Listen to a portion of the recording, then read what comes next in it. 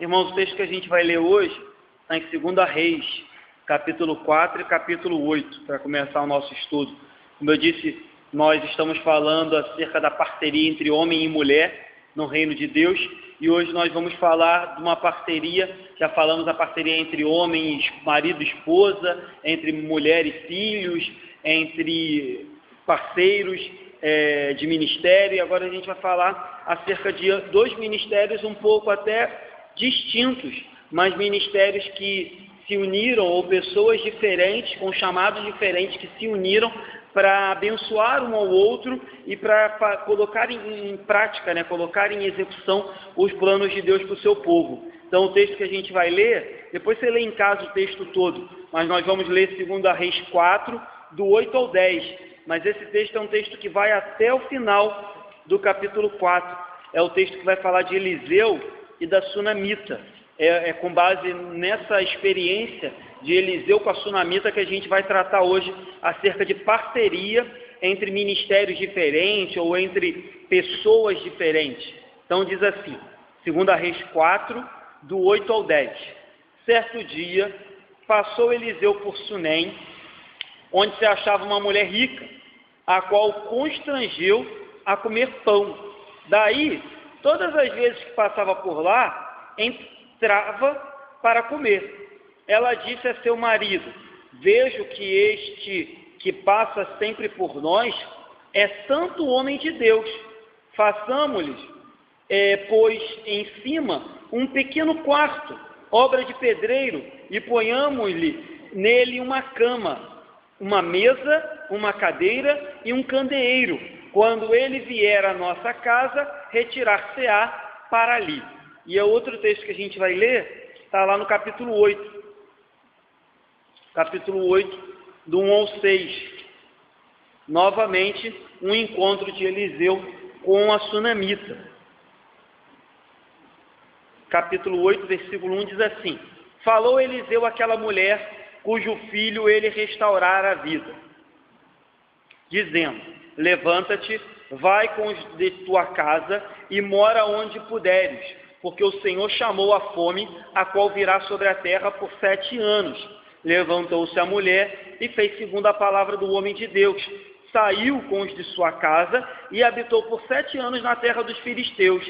Ao cabo de 7 anos, a mulher voltou da terra dos filisteus e saiu a clamar ao rei pela sua casa e pelas suas terras.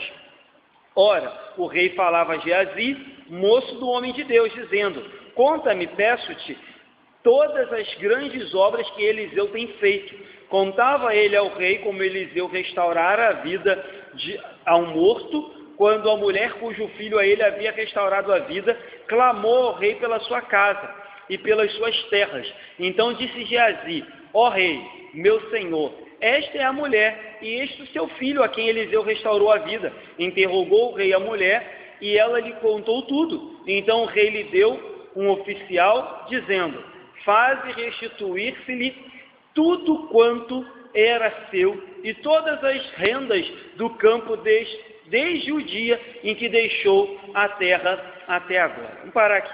Como eu disse, o texto que a gente vai usar como base para o nosso estudo hoje é esse texto, é essa história de Eliseu e da mulher Sunamita, o encontro que Eliseu teve, ou melhor, os encontros entre Eliseu e essa mulher Sunamita. A gente leu o texto que diz que toda vez que Eliseu passava por aquela cidade, pela cidade de Sunem, por isso que a mulher é chamada de Sunamita, ela percebia que Eliseu era um homem de Deus, e moveu-se o coração com o intuito de fazer um quarto para Eliseu descansar e passar o dia quando passava por aquela cidade. Então, como eu disse no início, ministérios completamente diferentes.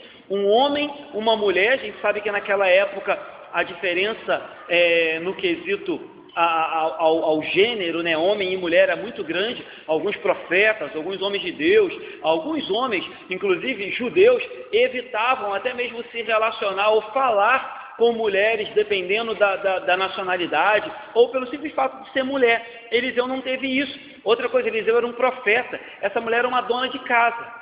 Mais uma vez, nós vemos aqui dois ministérios completamente diferentes, de um profeta e de uma dona de casa. E talvez você pense, eu sou só uma dona de casa, o que eu tenho para contribuir com o pastor? O que eu tenho para contribuir com o presbítero? Nós vamos perceber que uma simples mulher, dona de casa, contribuiu para o ministério do profeta, automaticamente colaborou para os propósitos de Deus nesta terra, porque Deus havia levantado o profeta Eliseu para dar continuidade ao ministério do profeta Elias. Sabemos da história, né? Eliseu recebe até uma porção dobrada, ele é chamado justamente para dar prosseguimento a esse ministério. Então, essa mulher, a quem provavelmente se imaginava ter relevância nenhuma, importância nenhuma, ministério pífio, porque era uma dona de casa apenas, contudo essa mulher teve extrema importância na vida do profeta Eliseu, homem de extrema importância para a nação de Israel naquela época. Lembremos, Israel estava desviado, Israel estava num declínio espiritual, Israel estava de mal a pior. Lembra? Falamos semana passada por causa de Acabe, de Jezabel, dos filhos de Acabe que perpetuaram o desvio do Senhor, adorando falsos deuses. E Eliseu é levantado justamente numa época também que o profeta Elias passou por um problema também espiritual, passou por uma depressão espiritual. A gente bem sabe um pouco da história do profeta Elias. Então, dois dos seus maiores profetas, Elias e Eliseu, estavam sendo enviados à nação para acordar a nação, e essa mulher foi uma ferramenta, um instrumento de Deus importantíssimo, em algo que talvez ela não fazia a mínima ideia que poderia participar na restauração e na exortação do povo de Deus por meio do profeta. Então, falamos um pouco sobre esses personagens. Eliseu já disse, um profeta levantado para ser sucessor de Elias. Contudo, se você for olhar a história de Eliseu, a Bíblia não fala muito do seu passado. A Bíblia já o traz simplesmente na condição daquele que foi chamado para ser profeta, sucessor de Elias. A Bíblia diz sim, que ele cuidava de bois, era um homem que tratava da terra, era natural da cidade de Medá, e que o nome de Eliseu significava Deus é salvação. Tirando isso, e tirando os milagres que a Bíblia relata de Eliseu, a Bíblia diz que Eliseu fez 16 milagres. Se eu não me engano, ele fez até mais do que o seu antecessor, até porque ele tinha, a porção dobrada. Ele pede para Elias, olha, me concede dobrado daquilo que tu tens. Então ele faz 16 milagres, e se não me engano Elias fez realmente, foram relatados apenas 8 de Elias. Então, com exceção a isso, não temos mais muita informação acerca de Eliseu. A mesma coisa da mulher. Você não tem nenhum nome da mulher sunamita. A Bíblia só se refere a ela justamente como uma mulher sunamita. Por que sunamita? Já falei, porque ela era natural da cidade de Sunem. Então o nome dela, nem nome ela tem. A menção que é feita a ela é somente porque ela era moradora de lá. Contudo, podemos entender também que ela tinha alguma propriedade, porque a própria Bíblia diz que ela era rica. A Bíblia diz aqui, uma mulher... a qual, aqui, versículo 8, certo dia passou Eliseu por Sunem, onde se achava uma mulher rica. Então, apesar de dona de casa, essa mulher tinha propriedade, e moveu o coração dela o desejo de ser generosa para com o homem de Deus e fazer uma habitação para que ele pudesse descansar quando passava por ali. Você percebe que a primeira generosidade, o primeiro ato de serviço, entre aspas, a Deus, por meio do profeta, foi oferecer pão toda vez que ele passava pela cidade. O segundo ato foi de fazer um lugar para descanso, ou seja, ela estava buscando uma maneira de agradar a Deus e de ofertar ou de servir a Deus, e a maneira que ela viu de servir a Deus, ofertar a Deus e ser adoradora, foi oferecendo pão ao profeta, porque ela sabia que fazendo ao profeta ela estaria fazendo a Deus. Lembra quando Jesus diz, olha, todas as vezes que fizestes a um desses pequeninos, fizestes a mim, ela estava fazendo mais ou menos isso, só que com um profeta. E o segundo passo foi fazer um quarto. Nessa história também, depois se você ler cada um desses capítulos, você vai ver que aparece um terceiro personagem aqui. Eu poderia até citar 4 personagens. Aparece Geazi, E Geazi era um moço ajudador de Eliseu. Ele aparece justamente na história de Naamã. Então poderia também citar o personagem Naamã. Por isso que eu disse depois, se você tiver um tempinho, leia todos esses capítulos, do 4 até o 8, para que você entenda o contexto. E Geazi, ele aparece aqui também, por diversas vezes, vai aparecer no final do 8 aqui agora, intercedendo pela mulher diante do rei. Ele aparece como um ajudador e ele participa de todas essas situações que eu estou relatando para os irmãos aqui, do ministério de Eliseu, relacionado a essa mulher sunamita e dos milagres que Eliseu vai executar na vida dessa mulher. Era uma mulher estéril que vai receber um filho, uma mulher estéril que de repente perde esse filho e que tem esse filho ressuscitado pelo mesmo profeta que havia sido usado por Deus para profetizar que ela teria um filho. É uma mulher que, além de tudo, é alertada por Eliseu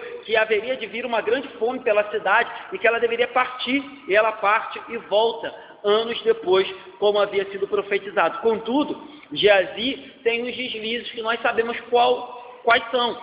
Ele se deixou levar pela cobiça, ele se deixou levar pela ganância, e quando Naamã oferece um presente para Eliseu, Eliseu nega. Contudo, Geazi dá um jeito de aceitar os presentes de Naamã, coisa essa que vai custar caro para ele, porque ele vai ficar leproso, não só ele, mas o texto diz que a sua descendência também herda a lepra. Versículo 27 do capítulo 5 diz assim: portanto, a lepra de Naamã se pegará a ti e a tua descendência para sempre.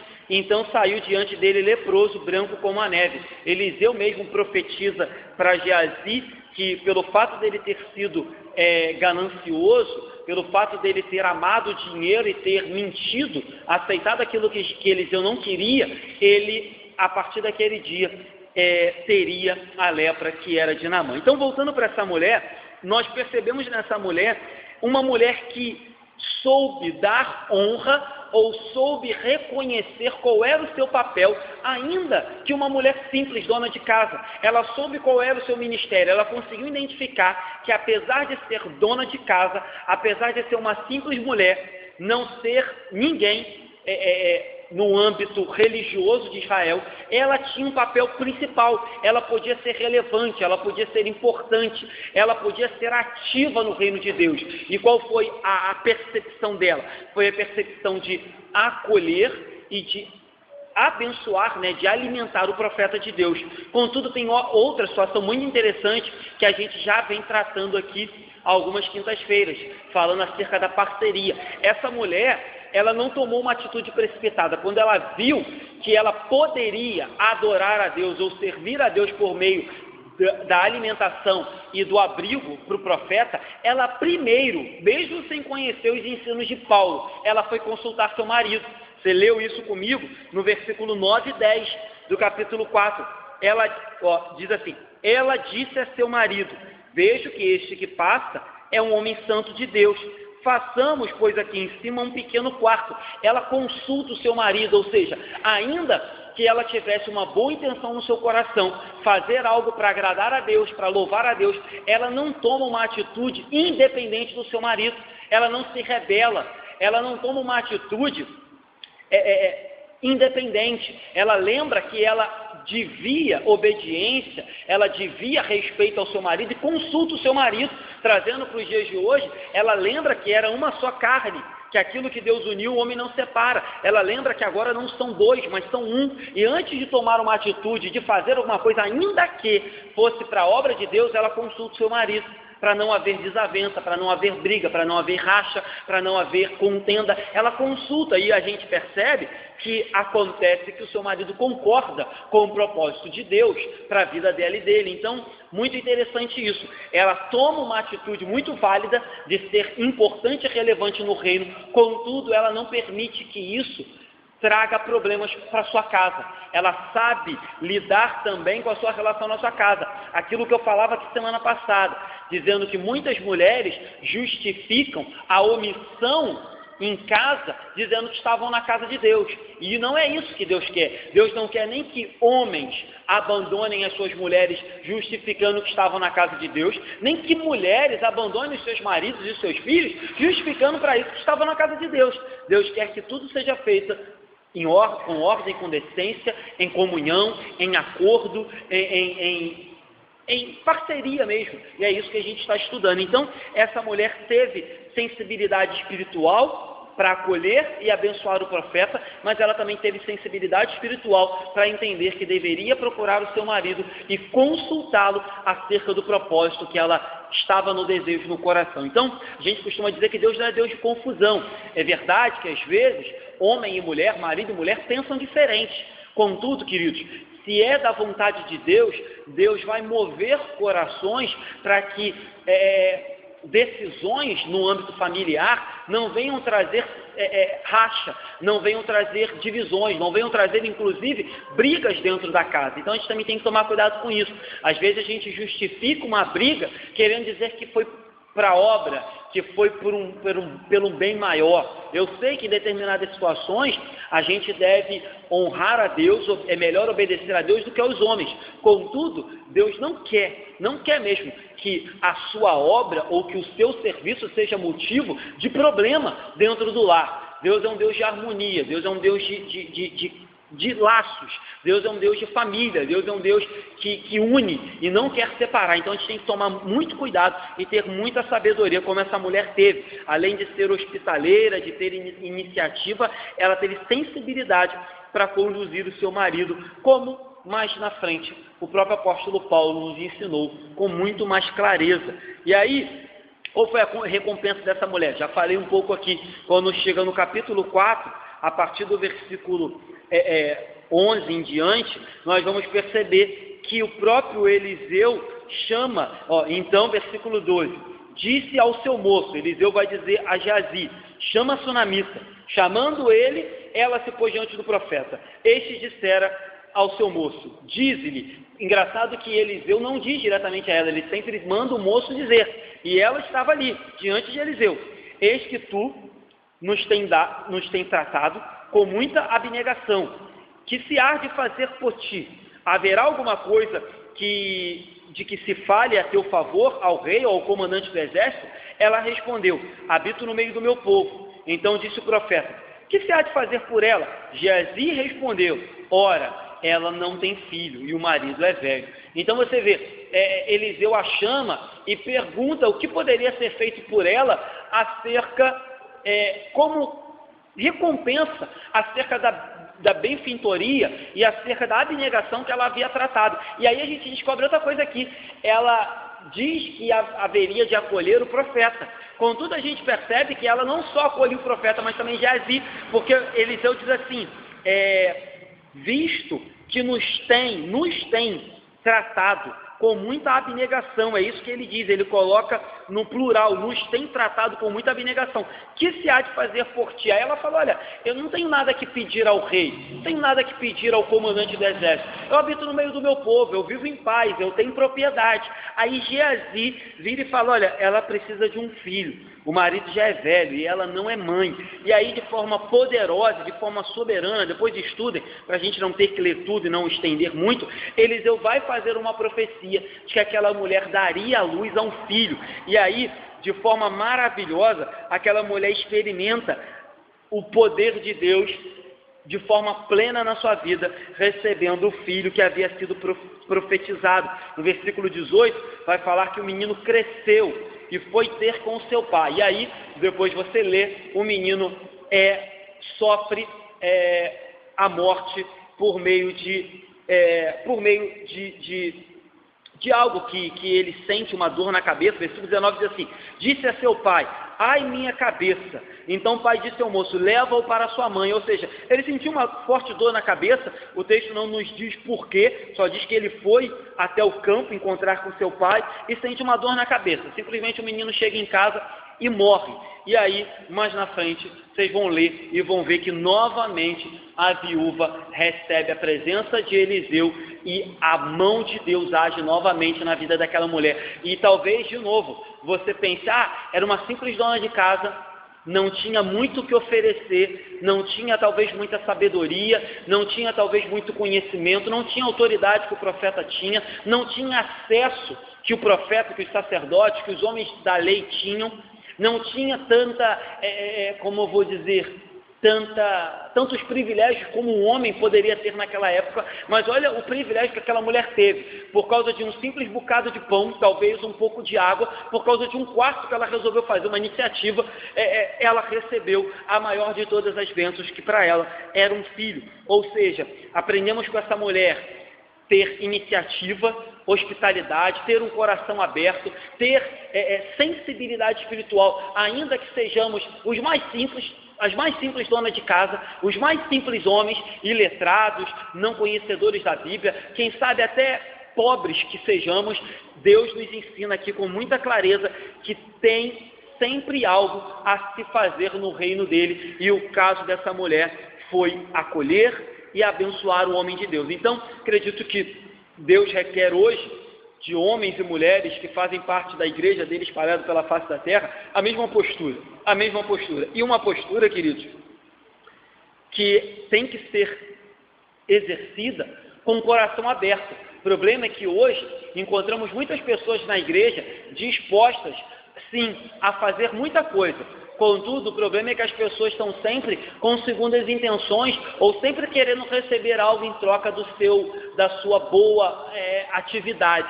E você vê que essa mulher, ela parte de um coração completamente desprendido. Tanto é que ela não pede nada, e quando ela é chamada diante do profeta para pedir alguma coisa, ela fala: não, eu não tenho nada, estou precisando de nada não, eu tenho tudo que preciso. E o Geazi, que interfere, e intercede por ela e diz: não, tem algo que eu acho que essa mulher precisa. Ou seja, ainda que tivesse a oportunidade de pedir, ela foi comedida, ela foi simples e disse: não, olha, eu não tenho nada. Contudo, ela tinha sim algo que faria totalmente diferença na sua vida, que era o menino. E aí, Eliseu, como eu já falei um pouco sobre ele, profeta, sucessor de Elias, alguém de renome, alguém com importância, alguém com destaque na obra de Deus naquela época, era o profeta, era o boca de Deus ali naquele momento. Contudo, ele teve sensibilidade e humildade para saber recompensar aquela pobre mulher que lhe ofereceu um pouco de pão, um pouco de água e um lugar para descansar. Hoje, encontramos muitos homens de Deus que são abençoados pelas pessoas mais simples e se tornam arrogantes e prepotentes. Encontramos nesse homem de Deus, nesse profeta, um camarada completamente quebrantado, completamente humilde, a ponto de entender que deveria recompensar essa mulher, e mais, não só com um milagre, mas com 2 milagres e ainda um conselho. Além de fazer o milagre, ele diz: olha, acho melhor você se mudar, porque vai ter fome por 7 anos aqui na terra, e se você ficar aqui, vai morrer. Seu marido vai morrer, e o filho que foi dado por Deus vai morrer, e aquela mulher se abriga. Legal, quando a gente leu no início do estudo, quando ela volta, olha só como essa mulher foi abençoada por Deus por causa de uma atitude muito simples: abençoar um homem de Deus e lhe acolher. Quando ela volta, ela tinha abandonado as suas terras, tinha ido embora. Quando ela volta e ela vai diante do rei interceder pelas suas terras, quem está lá é Geazi. E Geazi falou: olha, é essa mulher que eu estava falando, rei. E o rei diz: olha, não só devolva a terra dela, como devolva tudo que ela perdeu nesses anos que ela ficou distante. Muito interessante, ou seja, uma atitude a princípio boba, pequena dessa mulher, uma iniciativa talvez que muitos diriam que ela estava sendo boba em tomar atitude, ela toma e é correspondida de forma demasiadamente bondosa por Deus. Ou seja, escapa da fome, tem o seu filho como uma bênção de Deus, tem a restituição do menino quando ele é morto. Ou seja, de forma muito soberana, Eliseu soube ser humilde e recompensador daquela mulher. E aí, muito legal também, que embora Eliseu tenha aceitado comida, bebida e abrigo dessa mulher, ele não aceitou os presentes de Naamã, porque entendeu, a Bíblia não deixa claro, mas entendeu que não deveria aceitar. Aceitou um quarto, comida e bebida, mas presentes de Naamã, que ele também tinha feito milagre, ele também tinha abençoado Naamã com a cura, ele não aceita. Ou seja, teve também discernimento que um abrigo e comida vinham de um coração sincero e honesto. Contudo, presentes políticos ou presentes de um coração que ele não tinha certeza da sinceridade, ele rejeita. Outra situação muito interessante. Hoje em dia, a gente também tem que tomar cuidado, até com presentes que ganhamos e de quem ganhamos, elogios, determinadas ofertas, certo? Devemos tomar cuidado com isso. E foi o que Eliseu fez. Ele aceita da mulher, mas rejeita de Naamã, ou seja, nem todo presente é válido, nem toda oferta é boa, nem todo tapa nas costas deve ser aceitado, nem todo elogio é de Deus, então a gente tem que tomar cuidado com isso também. Recebeu da mulher, mas não recebeu de Naamã. Ele teve sensibilidade para discernir qual era o presente justo e digno de se receber, certo? Então, até na pessoa de pastor mesmo, a gente tem que tomar cuidado com isso. Eu às vezes escuto alguns pastores, já escutei, hoje em dia não escuto mais, mas escuto alguns pastores bater no peito e encher a boca para dizer que ganharam carro, que ganharam um cheque, que ganharam. Esses dias eu vi, vou dar nome aos bois, porque eu não tenho rabo preso com ninguém mesmo, graças a Deus, e Deus dá nome aos bois, Paulo dá nome aos bois. Esses dias eu vi o tal do Silas Malafaia falar na televisão: esse anel que eu estou usando custou, sei lá, acho que ele falou 20 mil reais. Foi um parceiro meu que me deu. O carro que eu dirijo é uma BMW blindada de 500 mil. Foi um outro parceiro meu que me deu. E aí no final ele diz assim: e você aí, ô Zé Mané, fica criticando com inveja do que eu ganho. Essas foram as palavras do ungido de Deus, Zé Mané. Já falou que as pessoas que o criticavam eram Zé Manés. E aí eu fico me perguntando, até que ponto é lícito um pastor receber um anel de 20 mil, um carro de 500 mil, sabe? E aí, enfim, não quero entrar nos méritos, mas, por exemplo, já trabalhei em favela e já conheci também, já comentei até sobre isso aqui, pastores que aceitam oferta do tráfico, pastores que aceitam oferta da milícia. E para eles está tudo legal, para eles está tudo bom, é presente. Ainda justificam, dizem que é bênção de Deus, sabe nem de onde veio, sabe nem quem foi que deu, não sabe nem como foi conquistado aquilo. Ah, pastor, o senhor está sendo rígido demais? Não sei, eu penso assim e não me conformo quando vejo pessoas agindo de forma diferente. Mas tem gente que usa e ainda justifica isso na televisão, dizendo que quem não concorda é Zé Mané e bobo, diz que é inveja. Eu, sinceramente, não sou adepto de que as pessoas de Deus têm que passar necessidade, já passamos dessa época. Acho sim que a gente deve ter uma vida dentro daquilo que Deus nos permite ter. Mas o meu Jesus sempre foi humilde, os apóstolos sempre foram homens humildes e simples, a igreja primitiva sempre se destacou pela diferença na humildade, na simplicidade, na generosidade, no amor ao próximo, na misericórdia. E eu não sei, o dia de amanhã pode ser até que eu me traia as minhas palavras, porque nós, seres humanos, somos prontos para errar, estamos aí para errar. Mas eu não vejo com bons olhos algumas atitudes e alguns presentes que alguns pastores dizem receber e batem no peito e se vangloriam dele. Sinceramente, não acho legal. Mas, enfim, voltando para cá, o profeta Eliseu tinha discernimento sobre isso, não fazia acepção. Se você pegar, a gente leu o capítulo 4, versículo 8, se você pegar do 1 ao 7,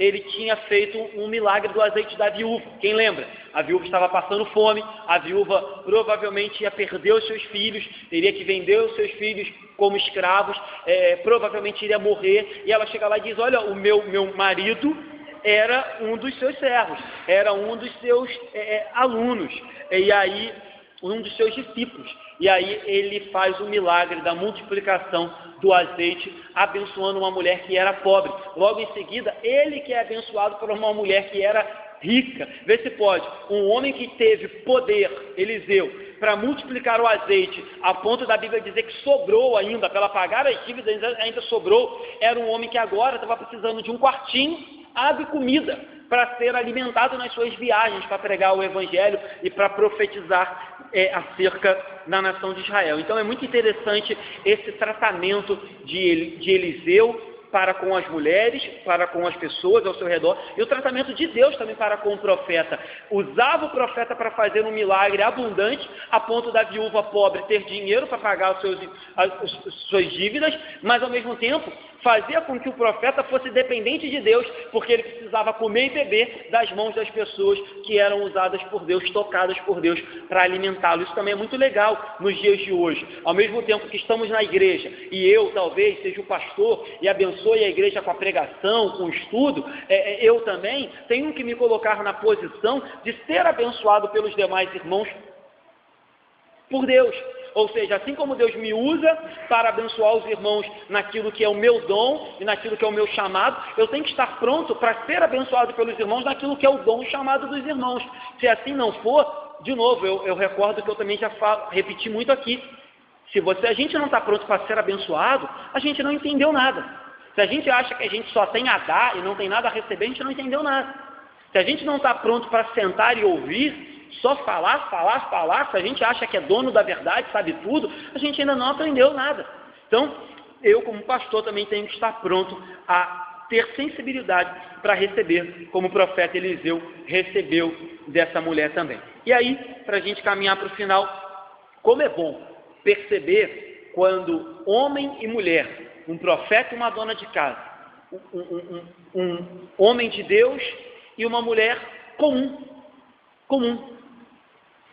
rica, mas não tinha a maior de todas as bênçãos, que era o seu filho. Como é bom perceber quando pessoas diferentes, com ministérios completamente diferentes, com responsabilidades completamente diferentes, com condições sociais diferentes, com, enfim, pensamentos, educação, história de vida diferente, se unem ou se complementam na obra de Deus, no reino de Deus. E é isso que nós fazemos aqui, ou deveríamos fazer aqui, enquanto igreja. Pessoas com condições diferentes, pessoas com história de vida diferente, pessoas com ministérios e dons e capacidade, talentos diferentes, trocando, um abençoando o outro, sendo ferramentas e instrumentos na vida um do outro, e assim sendo beneficiados e beneficiando. O problema e aí lembrando também de um outro estudo que a gente já fez aqui há um tempão, não foi nem nessa série. O problema é quando as pessoas vêm para a igreja apenas com o sentimento de consumismo.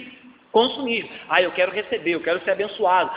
Fulano toca tão bem, como é bom ouvir. Fulano prega tão bem, como é bom ouvir. A igreja é tão boa, como é bom participar. Mas não se perguntam e não se questionam o que podem dar em contrapartida, o que podem dar em recompensa aquilo que recebem todo domingo ou toda semana na igreja. Esse é o problema. Não foi assim na vida de Eliseu e dessa sunamita. Ela ofereceu tudo que tinha, um quartinho, comida e bebida, e recebeu a maior, de novo, de todas as bênçãos que o seu dinheiro não podia comprar, certo? Ela tinha dinheiro para dar comida e bebida e fazer um quartinho.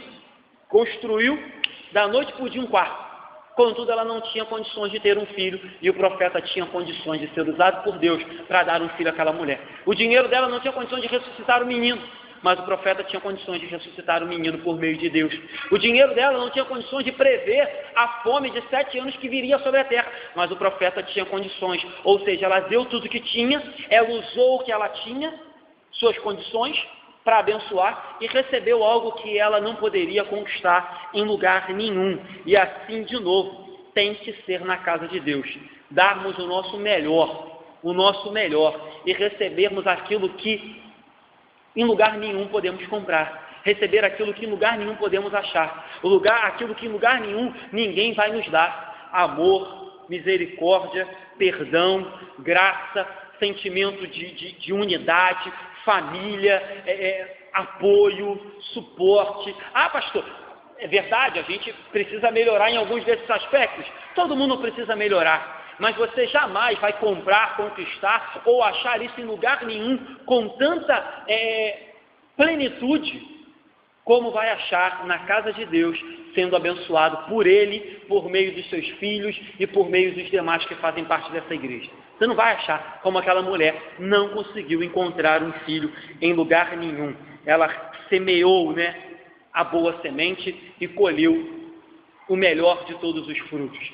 Semeou no lugar correto, semeou no profeta e colheu a maior de todas as bênçãos, bênção essa que talvez ela nem esperava, tanto não esperava que ela não pediu, quando o profeta falou, o que tu queres? Ela disse, não estou precisando de nada. Então, meus irmãos, a sunamita honrou Eliseu e recebeu de volta bênçãos e honra da parte de Deus. Queira Deus que aqui na nossa igreja, e não só aqui, mas na tua casa e no seu trabalho, ou na sua relação com os seus filhos, seja lá onde for, nós possamos colocar mais isso em prática. Pessoas diferentes, com ministérios diferentes, com realidades diferentes, mas que se complementam e que juntos abençoam e são abençoados. Que juntos, sem que menos percebam, acham que vão abençoar, mas acabam recebendo em contrapartida de Deus bênçãos sem medida. Acham que vão auxiliar alguém, contudo naquele processo recebem de Deus infinitamente mais do que achavam que estavam dando. Então, meu desejo é que esse estudo sirva para isso, que a gente saia daqui pensando cada vez mais como podemos, como igreja, abençoar e ser abençoados, como igreja, complementar o ministério do presbítero, o ministério do diácono, o ministério do pastor, o ministério do louvor, o ministério das irmãs que ajudam na cantina, das irmãs que ajudam na cozinha, como nós podemos complementar a cada dia mais o reino de Deus, de forma que ele seja adorado, de forma que a glória seja dele. Lembra que no final não, né? Quando a fome passa, lá no capítulo 8 a gente leu, a glória está sendo dada a Deus, porque o rei chama Geazi e fala assim, me conta essa história aí, me conta esses milagres, me conta que história é essa de Eliseu. No final, a glória, a honra, o louvor e o nome de quem está sendo exaltado é o de Deus, na pessoa de Geazi, contando para o rei. E quando a mulher chega, a mulher é testemunho vivo de tudo aquilo que Geazi estava falando, tanto que Geazi fala assim, olha, pergunte para ela, e o texto diz, ela confirma o milagre que havia sido feito por meio do profeta Eliseu. Então, no final das contas, eu não sei qual é a sua condição hoje, se é de abençoador ou é de abençoado, se é de alguém que está sendo ajudado ou se é de alguém que está ajudando aqui na casa de Deus. O importa é que no final, o nome de Deus será exaltado, glorificado e bendito, independente da situação que você está vivendo, certo? Toda honra, toda glória tem que sempre ser dado a Ele, e no final, se você ajuda ou se você é ajudado, tudo tem que ser para o louvor e para a exaltação da glória de Jesus Cristo, para que as pessoas entendam que somos igreja e não um comércio, como muitos têm vivido por aí. Amém, queridos?